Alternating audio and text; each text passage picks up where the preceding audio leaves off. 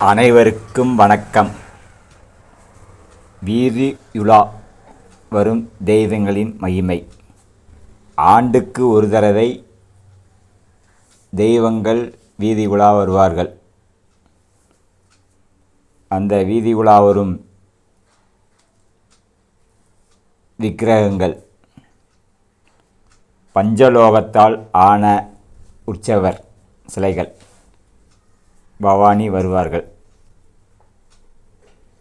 அந்த பஞ்சலோகம் தங்கம், வெள்ளி, தாமிரம், துத்தநாகம், ஈயம் கலந்த பஞ்சலோக உற்சவர் சிலைகள்.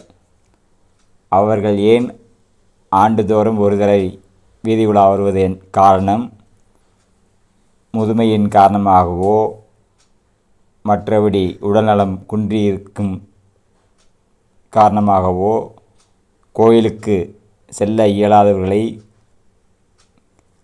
தெய்வங்களே அவர்களை பார்ப்பதற்காக வீதி உலா வருகிறார்கள்.